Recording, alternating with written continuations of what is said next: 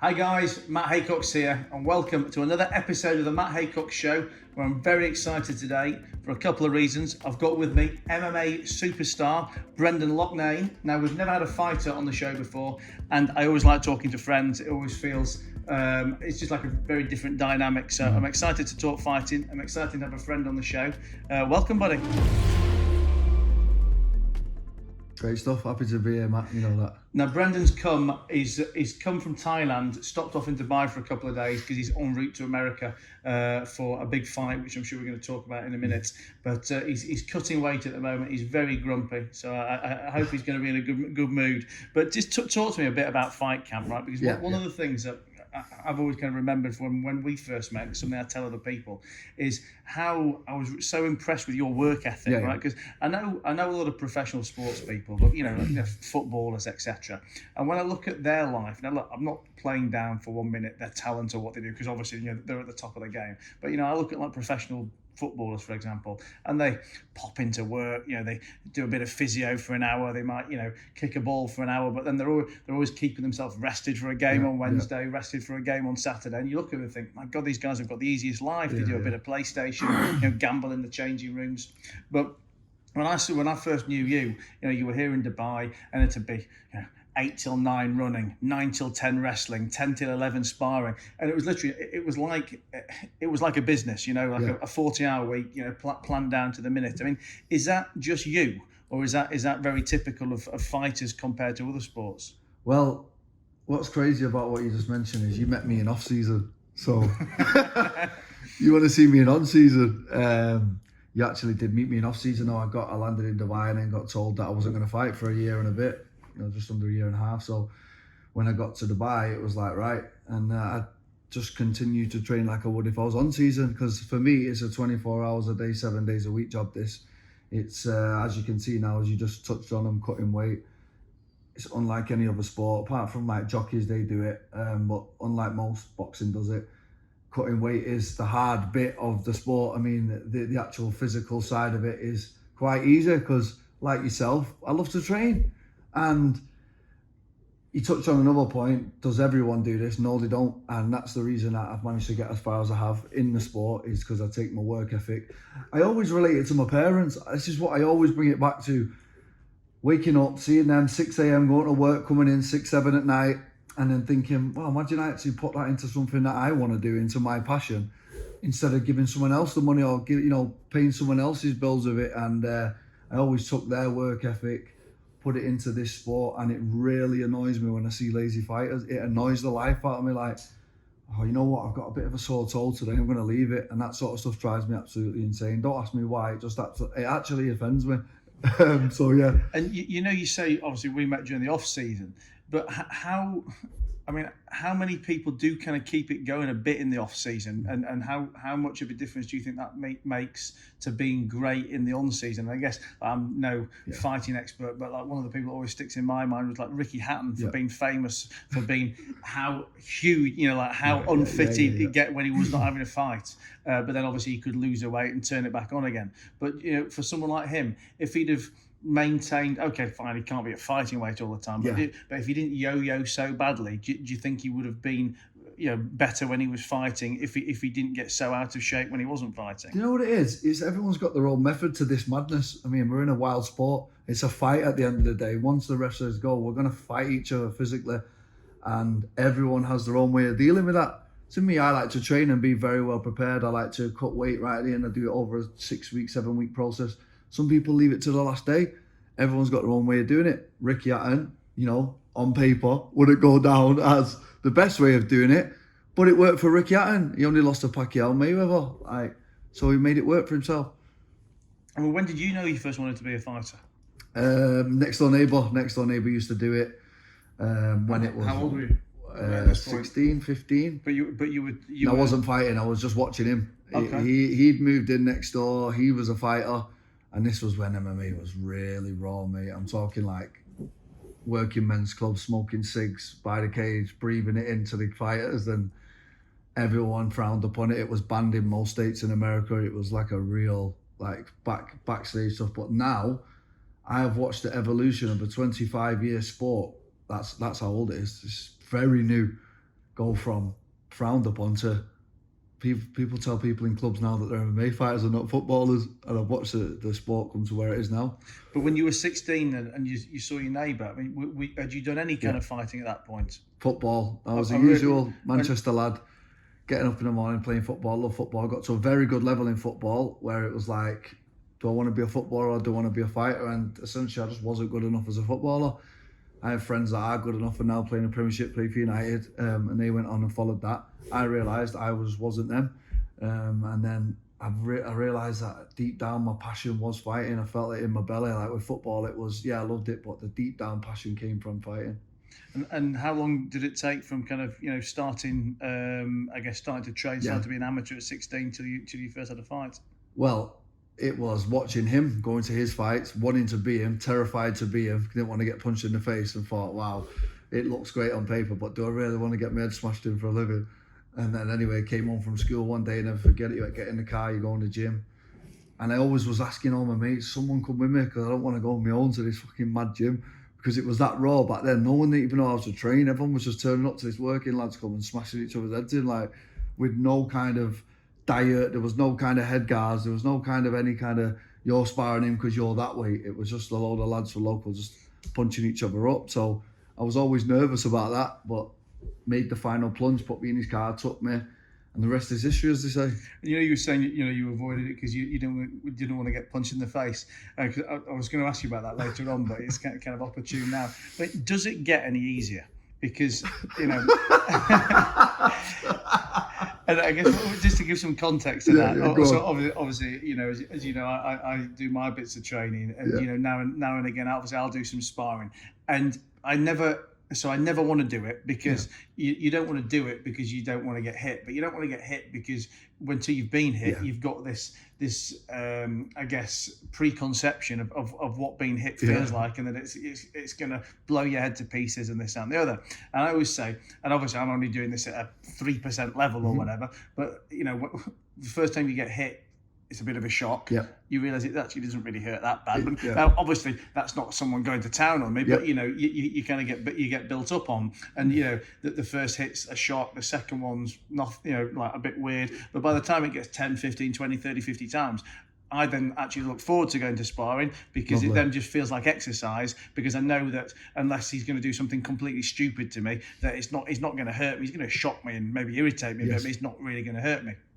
Now, I know you're doing it at 1,000 times that level, but obviously you've been hit so many times that do you still kind of fear being hit, or do you know that 99 times out of 100 those hits are just going to be a bit of an irritant? It's a good question. That it's a really good question. A lot of people ask me, what is it like to actually be in there and get hit?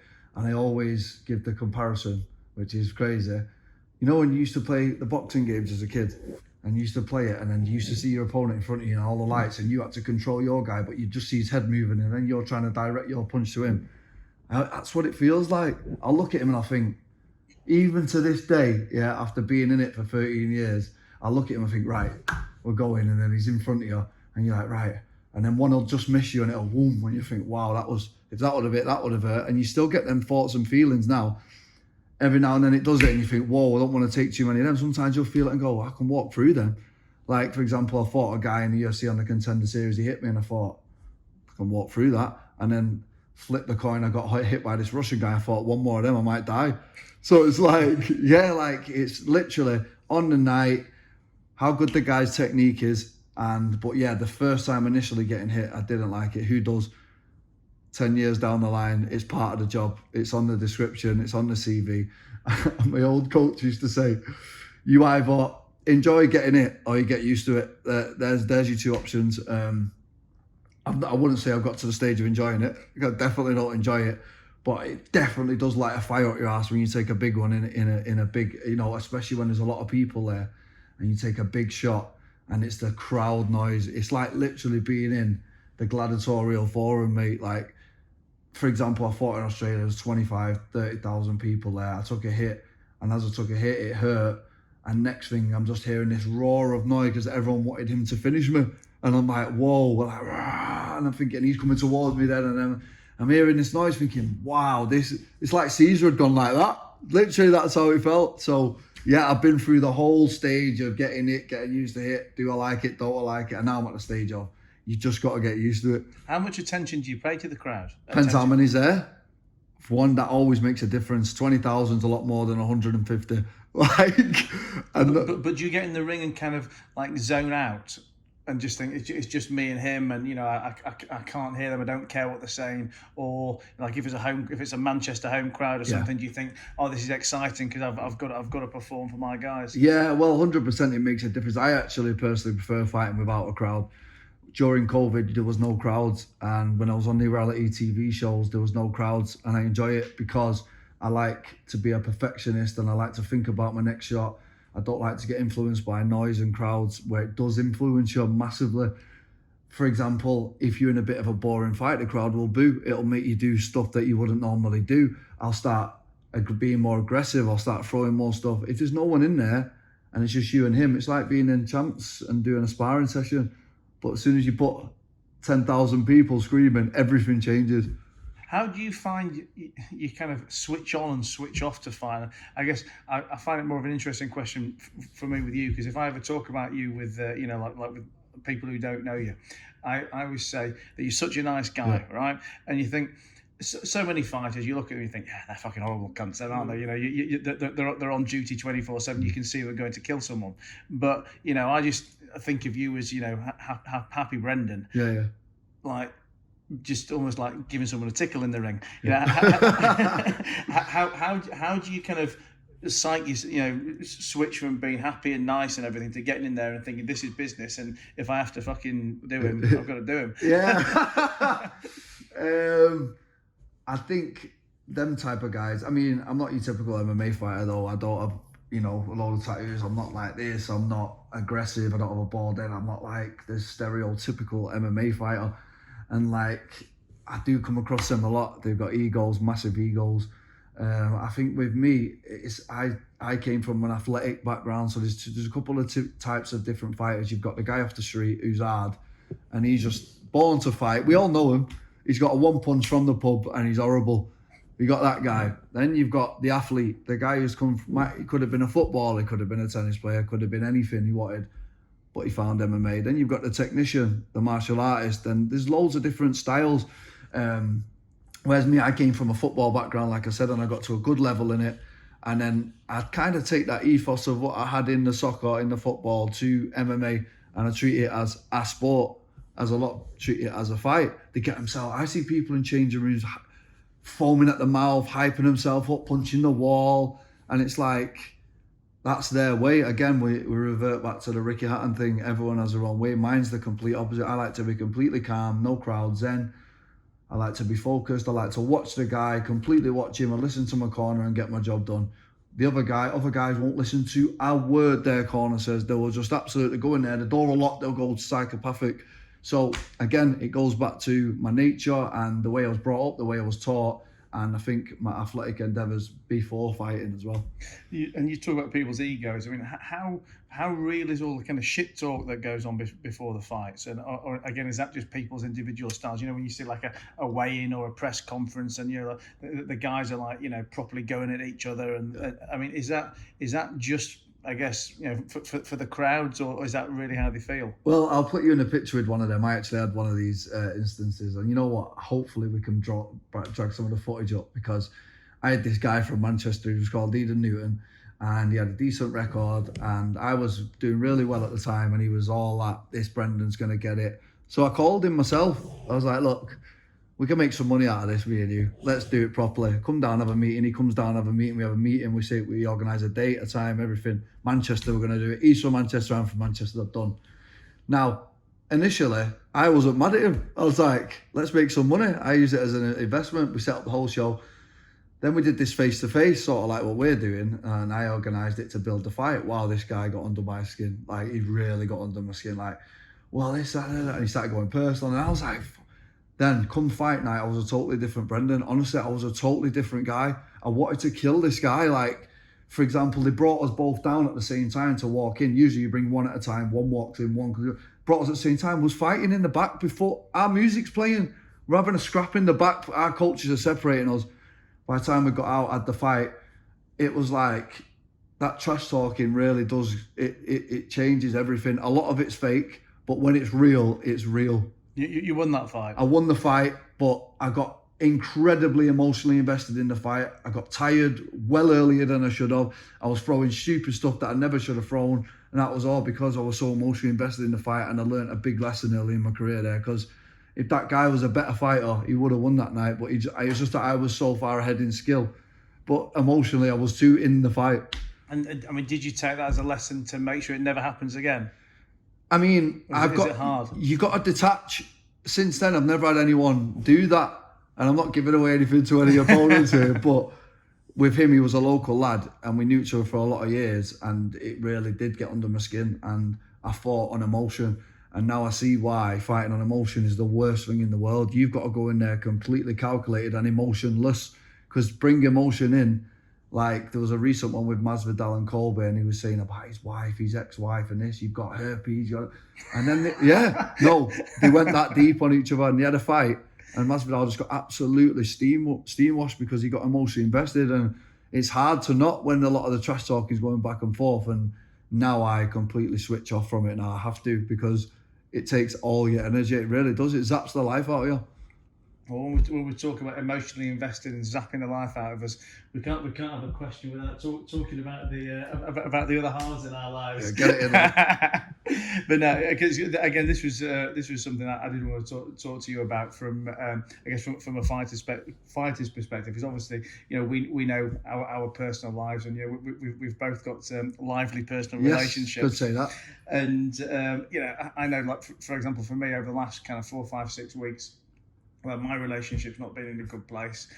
I've been a total fucking write-off as far as work and stuff goes. Now, okay, it's different for me in that I can keep it together to a degree, because I've got people in the office picking up the pieces, keeping the wheels going, and I can dip in and out of stuff. But I can't be truly effective. I'm not waking up motivated, ready to go and take over the world and do new stuff. So it completely affects my work in that way. But I guess because there's a big enough machine behind me, I can probably get away with it for a couple of months before anyone notices. But when you look at someone like yourself, you've only got yourself to do your job, and and when your head's out of the game, if that means you can't go to training, or you're emotional in a sparring session or whatever, how do you personally cope with detaching issues at home to issues at work, or and how important is that stability at home?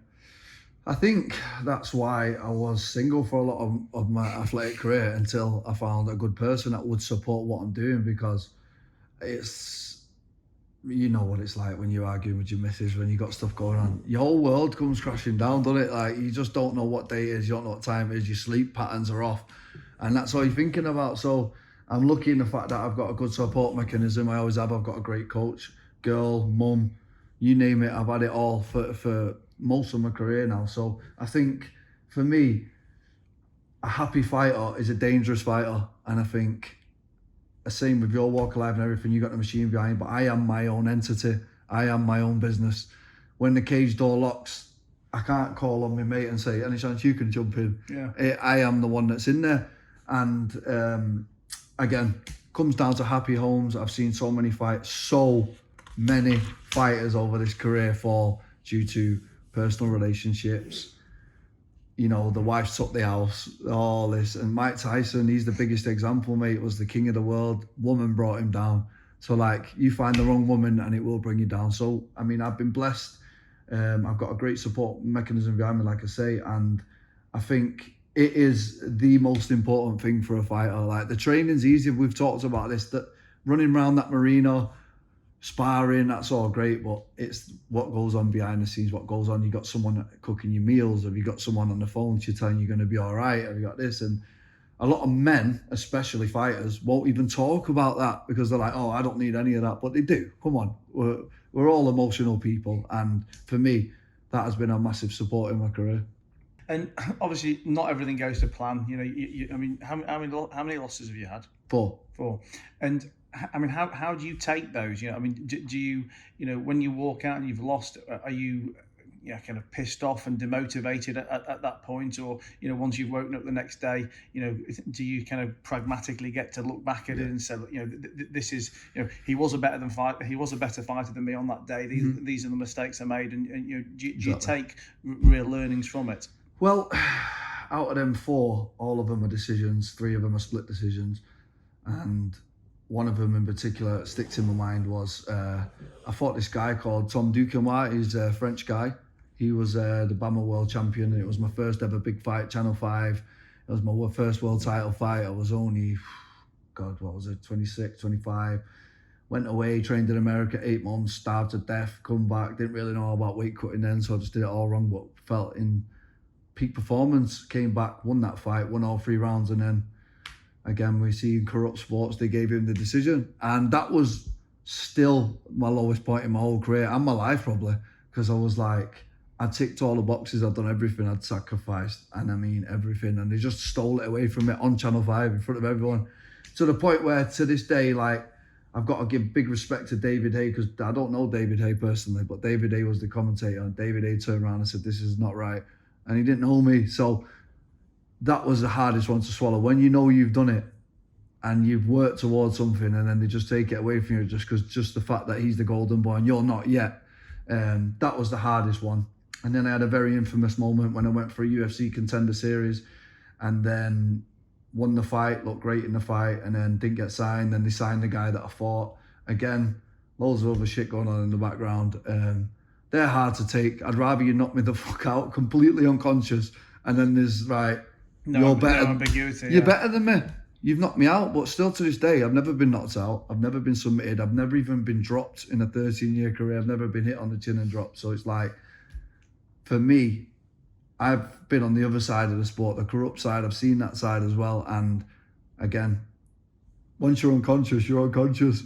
You've won, you're the better man. So for me, I definitely lost my last fight. My last fight, I fought a guy. He was undefeated, Russian guy, semi-finals of this big tournament. He was skillfully better than me on that night, and I can take that. He was more well prepared. But the ones where you should have gone your way and it doesn't, they're very hard pills to swallow. And some people don't come back from them. Have you got other people in the sport, that you would consider mentors, or people that you look up to for times like that you can go and, I guess, pick their brains and cry on the shoulder? Yeah, I mean, I had my coach after the first one, and I said to him, "Oh, I'm done with it, this and that. I don't want to do it no more." And then I remember I went through like a 3-month stage of getting fat, sat in my house. I didn't want to leave my house. I think I half had concussion as well, though, because when I was Googling some of the symptoms, it was sleeping real random times and gained loads of weight. And I was just saying to my coach, I don't want to do it no more. I was that hurt by it. I was like at the bottom. I was like, oh, I've just done all that for what? Just to get it taken away like that. So then I was living with one of my best mates, Kane, and I've got to give him his dues to this day. He was like, fucking pull yourself together, lad. Sat in this house, big fat neck on you, eating shit all day. Like, what are you doing, mate? Like, come on. And he really did help me through that little time there, and my coach as well. My coach just let me have my time. He's been through this sport. He knows what it is. He went, okay, you just let me know. And then he knew I was going to call back and say I'm ready to fight again, because that's what I am. I just needed that little bit of time, and I'm glad I went through it again. All life experiences, and I feel like now that I've got to this stage at 32, I've been through the split decisions, I've been through the injuries, I've been through the ups, the downs, I've been through the robberies, and I feel like now I'm just bulletproof to this sport, because it is a very unforgiving sport. Well, like we said at the beginning of this, you're days away from your next big fight. So let's talk about that. Yeah, so I've just come back from a 2.5 month trip to Thailand, where I was training with Peter Yan, UFC champion. I was training with multiple UFC champions. I was training with an incredible routine I had out there. I mean, I really took myself away from everything and give myself my best chance. I always do, though. I prepare, again, you see me in off season, so on season's just, it's really difficult. And but do you feel you've trained differently for this fight than in previous ones, then? No, not really. No, it's just all been hard work, dedication, right diet, good sleep. But what I have done different in this one is I've took all the experiences from previous camps and took away what I think is good. So, for example, I'll give you little examples. I used to take one day off, and that would be a Sunday. Now I take a Wednesday afternoon and a Saturday afternoon off because I know my body needs more rest. As well as the Sunday. Yeah. So now I'm taking the more rest. Again, I'm 32. I'm not 21 anymore. I've got to take them rest as they come. You know, I think the guy I'm fighting now, I'm just so well versed in the different styles. I've fought great wrestlers. I've fought great strikers. I've fought jiu-jitsu black belts. I've fought all the different styles now. So I know, okay, this guy's good at that. And I'm better at IQing for, okay, for the next 6 weeks, I need to be good at X, Y, and Z. I'm more focusing in on them things rather than just all the MMA that comes together. Because really, this guy here can only do X, Y, and Z. He's not going to throw a spinning wheel kick out of nowhere because I've watched 10 of his fights and he's never thrown it. So the chances of him learning that in the next 6 weeks are pretty small. Not saying that he couldn't, but they're small. So just working on what I know and bringing that into the fight camp is what I've improved on. And you know, obviously you say you're 32, not 21 anymore. I mean, obviously those 11 years of 11 years of plenty more experience, but is the flip side of that you do feel a bit a bit more tired, that you do wake up with more aches and pains than you did back then, or do you feel like you've got a different fighting body? Nah, it's interesting you say that, but I think now, even in this day and age that we live with regenerative medicine, with all the knowledge that we know about the body, I mean, you look at Ronaldo, he's 36. What is he? Look, he's in his athletic prime. I feel like people are going later. 32 10 years ago was 42, wasn't it? Like now, the 32 now is totally different in athletic endeavor. I know how I feel when I wake up on a Monday morning. Yeah, it does. I really do look after my body though. As you see on my Instagram, if you do follow me, it's ice baths, it's correct nutrition all year round, it's 8 hours sleeps, it's Apple Watches telling me exactly what to eat, it's nutritionists, it's sunlight, it's you name it, I have put it into my body, and I do feel like I'm at the peak of my athletic career right now. And what would be the kind of crowning finish for you in the career? I mean, what's next after this PFL? I need fight? the world title, mate. No, anything less will be a complete failure. Everyone says, oh, you've done good things. I mean, I was the first person from Manchester to ever fight in the UFC, and there's only been one more since me. And like, I've done loads of stuff that I was the first to do it because I was like originally the first one in Manchester that was kind of doing this. And it's like, now it's like, no, okay, the world title's right there. It's in touching distance. I missed it by a whisker last year. The better fighter won, and I went away, licked my wounds, got better. And I feel like this year it's all come to fruition for me.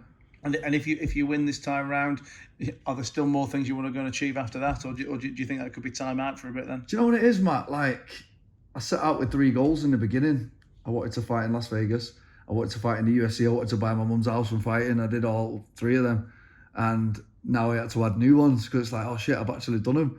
So now the world title and $1 million, they come hand in hand together, and again, they're in touching distance. I could do that in the next 6 months with the right attitude and the right training. And that's why I took myself away to Thailand and give myself the best opportunity to be the best version of myself. And I feel like that I am now. Well, if anyone can do it, I know you can. Yes. It's been a pleasure talking to you today. It's been a pleasure to know you over the last year or two as well. For anyone at home, just tell them where can we see the fight? Where can they follow you on the gram? So finally, you can watch me in the UK, Channel 4 live. You can watch me in Dubai on NBC, Channel 4 in England, ESPN if you're in America. Brendan MMA on Instagram, Twitter, and all them. That's my handle, and it's the 28th of April, and I'll be on around 1, 2, maybe 3 a.m. Don't know yet. I'll let you guys know, but yeah, tune in. Well, I'll have just landed in Mexico the day before, so I'll be. It's not a bad life, is it? The contrast of life. I'll be drinking a margarita, thinking about you cutting weight, but finding a TV somewhere to watch it. Lovely, cheers, Matt. Thanks a lot for being here, guys. I hope you enjoyed watching and listening as much as I enjoyed talking to Brendan. As always, I'm the Matt Haycox. That's TheMattHaycox on all my social channels. If you like this, make sure you press like, and if you listen to the audio, you can see it on video. If you're watching the video, you can watch it. You can listen to it on audio, so you don't have to see my face. And I'll see you again next time. Thanks again.